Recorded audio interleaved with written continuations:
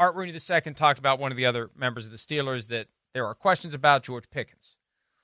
He's eligible for a new contract. He is one of the rare Steelers receivers who secretly cause problems. He doesn't. He causes problems in the open. We know about it. This isn't behind the curtain that Mike Tomlin takes care of it like with Antonio Brown and others. We know the issues with George Pickens. He's a great player. I think he acts out on frustration more than anything else. I think he's got the capacity to be much better than he's been, and I think he does too. And he thinks he's not going to get that chance in Pittsburgh. Anyway, Rooney said every team seems to have one or two guys in the room you have to manage correctly.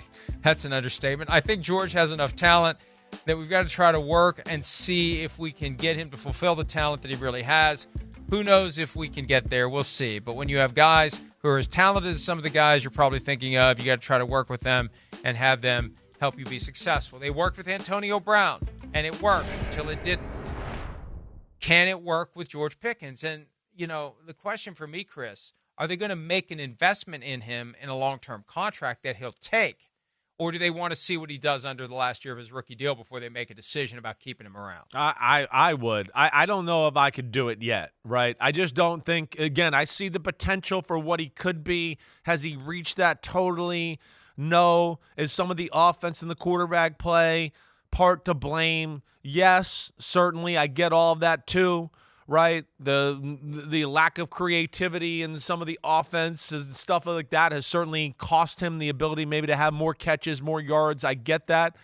But with the problems he does cause and the things he does say and do and act on the football field, no, between that and we still haven't reached our potential, and there are lapses of lapses of effort and not going all out, bad body language, lapses of concentration and drops, whatever. Does some of that go down? Yes. So from that standpoint, I just don't think I could pay him yet. I don't think I could do it. I'd want to see another year and tell him, hey, we want to see you act like a professional.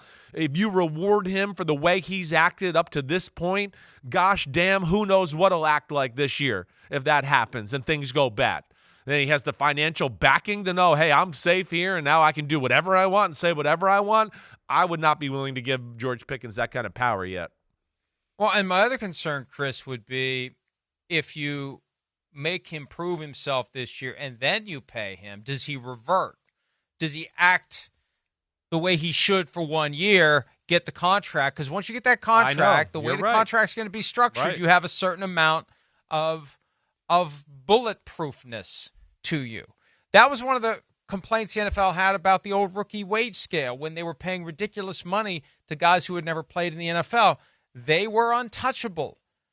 What are you going to do? Cut me? I can do whatever I want. You're going to take a massive salary cap hit if you cut me, so I'm going to act a fool. I'm going to be young. I'm going to have fun. I'm not going to pay any attention.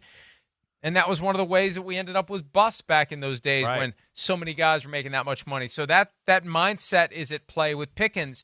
If you give him money, is he going to change?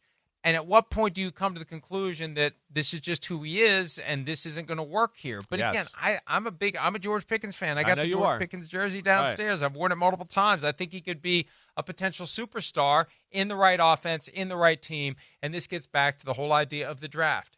You end up in a spot where you're playing on grass without a great quarterback. You don't get a chance to flourish the way that maybe you would if he'd played with the Chiefs. And that was the team.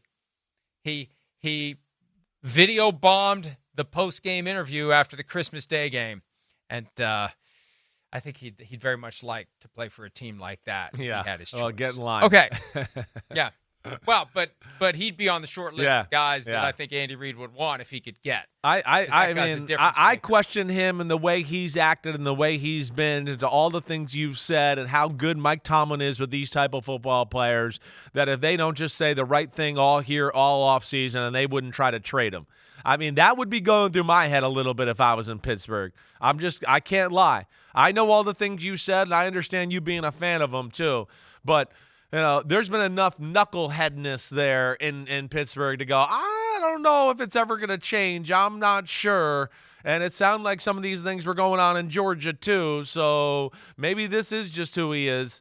And I would certainly, allow myself to think about moving him here as you go into the offseason. And as I've said in the past, if I'm going to trade for this guy, I have to factor in how much worse would he have been without the influence of Mike Tomlin. And if he comes to my team, is he going to be better or worse than he was in Pittsburgh? Hi, it's Mike Florio. Thanks for watching PFT on YouTube. Hit subscribe for the latest news and analysis from Pro Football Talk.